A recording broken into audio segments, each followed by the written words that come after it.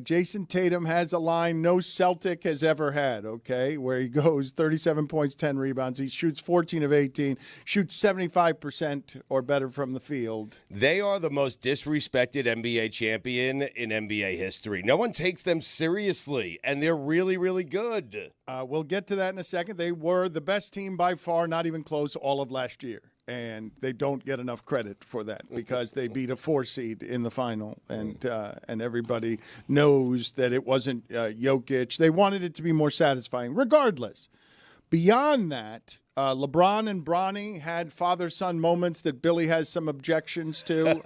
One of them had a lot of cameras around it, the prank of Lucky Charms in the car. There were an awful lot of cameras there for whatever it is that was. It was a Nike commercial. Oh, Lord.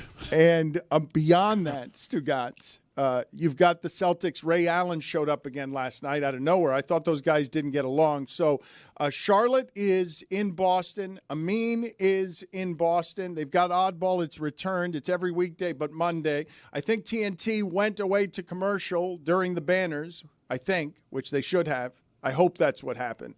What were your thoughts last night? And thank you. It's been a long time, Charlotte, since we've seen you. I know, Dan. I'm thrilled to be back on the court with all the on-court action. No, I mean, it was, good. It's a thumbs up. It was amazing to see the banner go up. Charlotte, what kind of return was that to our airwaves? Back on the court. Stumbling around, running in circles, inefficient with your commentary. I just know you enjoy it so much that I wanted to give you what you've been missing during the offseason. Thank you. We've missed you. Continue.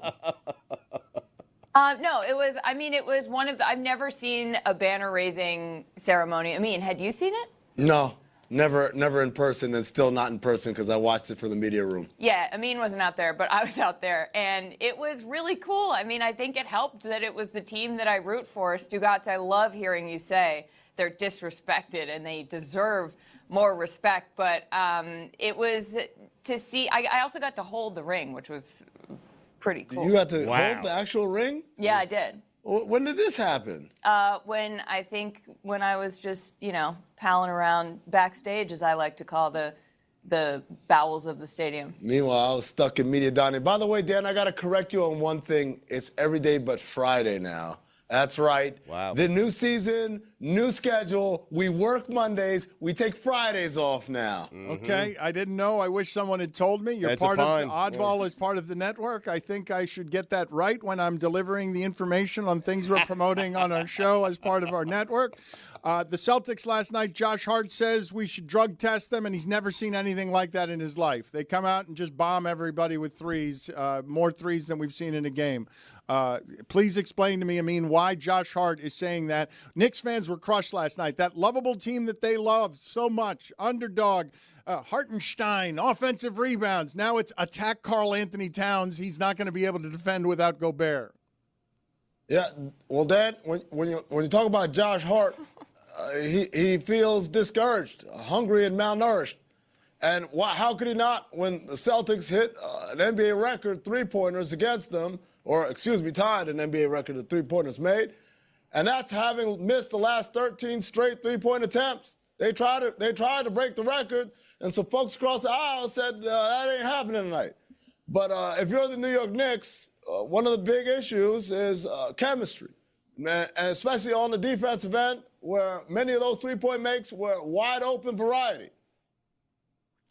I don't understand why you went Obama there for all of the analysis. Why did you do that?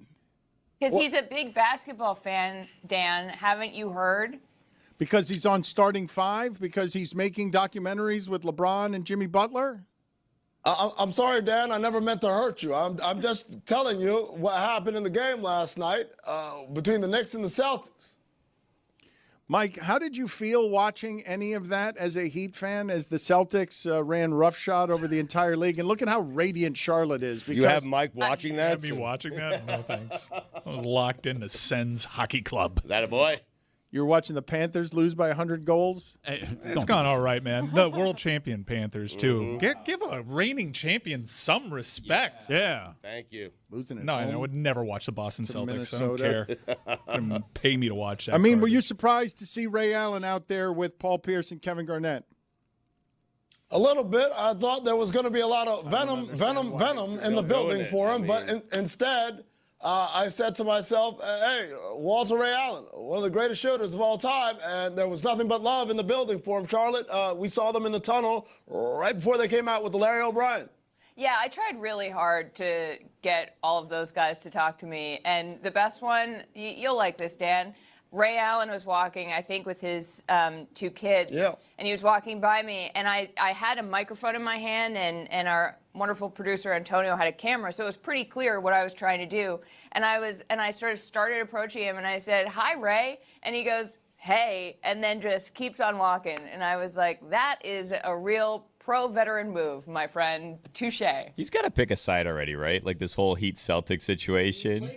Yeah, he just keeps going back and forth to whoever wins most recently. Like, pick a side. Where's your allegiance here? Am I wrong in saying that? I mean, don't the Celtics fans hate him for coming to the Heat? I thought that Like Paul Pierce hates him. Paul Pierce was on our show saying that they still have issues and that Ray's not entirely welcome around them. I mean, have you not done any reporting around this soap opera stuff? They sat next to each other all night long, Dan. They sat in the back in the green room together. They walked out together. They watched the whole game together. You know, you might say that Ray stood next to a burnt-down house with a can full of gas and a handful of matches, and he still wasn't found out. He's still out there. He's the culprit, but they love him. They couldn't figure it out. Okay, I'm gonna step in here as the resident obnoxious Celtics fan. I forgot that Ray Allen had anything to do with the Heat because I'm just Celtics brainwashed, and I saw him and I was like, oh, I love that guy. So I don't think people in Boston really care. I'm gonna be honest, unless I'm about to get yelled at by everybody else in Boston.